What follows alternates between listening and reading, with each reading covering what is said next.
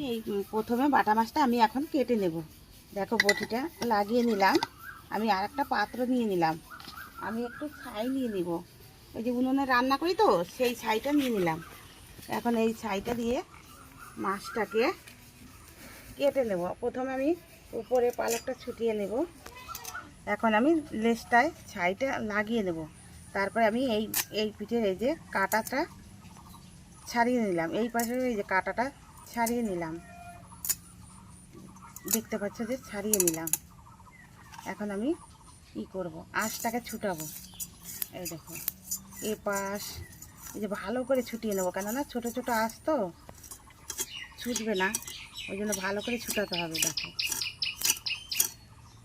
ভালো করে ছুটিয়ে নিলাম, এই পাশেরও ভালো করে ছুটিয়ে নেব। দেখো কত সুন্দরভাবে ছাড়িয়ে নিচ্ছি। হয়ে গেল। দেখো এবার আমি এটাকে দেখো কিভাবে কাটছি। এভাবে কাটলে কি না পেটে যে থাকে তোমার একটা নাড়ি বুড়ি থাকে না খাদ্য জাতীয়, দেখো সব বেরিয়ে গেল, একটু কিছু নাই, দেখতে পাচ্ছ কিছুই নাই। দেখো এভাবে চোখটাকে ফেলে দিচ্ছি ভালো করে উপরিয়ে, এই দেখো ফেলে দিলাম। এই দেখো এখন এই যে লাল লাল যে ফুলকাটা থাকে ওটাকেও ফেলে দিলাম মাছটা।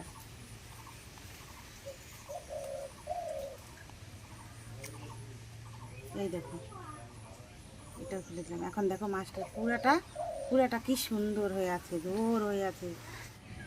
পরিমাণ মতন আমি হলুদের গুঁড়ো দিয়ে দিলাম, ছিটিয়ে ছিটিয়ে দিয়ে দিলাম। পরিমাণ মতন নুন দিয়ে দিলাম। এখন এটাকে আমি মাখিয়ে নেব সুন্দর করে। হয়ে গেছে। আমি এক এক করে মাছগুলোকে দিয়ে দেবো।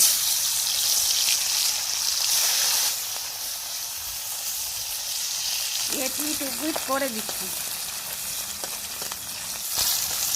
বন্ধুরা দেখো আমি মাছটাকে কত সুন্দর করে লাল লাল করে ভেজে নিলাম।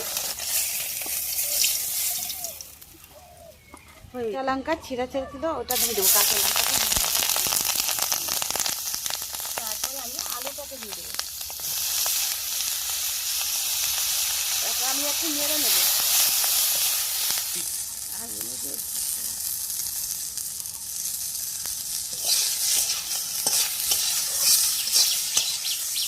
এখন আমি আলুটা কি সুন্দর করে লাল লাল করে ভেজে নিয়েছি। আলুটাকে আমি এখন উঠিয়ে নেব। কড়াইতে দেখতে পাচ্ছ মাছ ভাজার তেল আছে, ওই তেলে আমি গোটা জিরা দিয়ে দিলাম। তারপর আমি একটা পাতা ছিঁড়ে দিয়ে দিলাম। তারপরে একটু পেস্ট কুচি দিয়ে দিলাম। এখন আমি নেড়ে চেড়ে দেবো। পেস্টটা লাল লাল করে ভাজা হয়ে গেছে। এখন আমি উস্তাটা দিয়ে দেবো, কেননা উস্তাটাও আমি একটু ভেজে নেব। উস্তাটা দিয়ে দিলাম। এখন নুন দিয়ে দিচ্ছি, পরিমাণ মতন হলুদের গুঁড়ো দিয়ে দিচ্ছি। এখন আমি নেড়ে চেড়ে দেবো। এখন কিছুক্ষণের মতন রেখে দেবো। নিয়েছি এখন ভাজা আলুটা যে ছিল সেটা আমি এটার মধ্যে দিয়ে দেবো। এখন আমি কিছুক্ষণ নেড়ে নেব। দেখো বন্ধুরা আলুটা আর উস্তাটা সুন্দর করে ভাজা হয়ে গেল। কেননা অত বেশি যদি কাঁচা থাকে তাহলে তিতোটা বেশি লাগবে, আর ভাজা ভাজা হয়ে গেছে, আলুটাও ভাজা হয়ে গেছে, উস্তাটাও ভাজা হয়ে গেছে। এখন আমি পরিমাণ মতন জল দিয়ে দেবো। তারপরে আমি মাছটা দিয়ে দেবো, রেখে দেবো উনুনে। জিরার গুঁড়ো দিয়ে দেবো, খুবই উপকারও, কেননা গরমের দিন তো, গরমের দিনে একটু তিতা তিতা খাওয়া ভালো।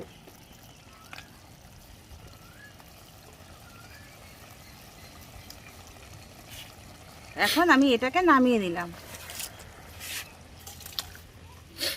দেখতে পাচ্ছ বাটা মাছ দিয়ে আর উস্তে দিয়ে আলু দিয়ে তরকারি আমাদের রেডি হয়ে গেছে।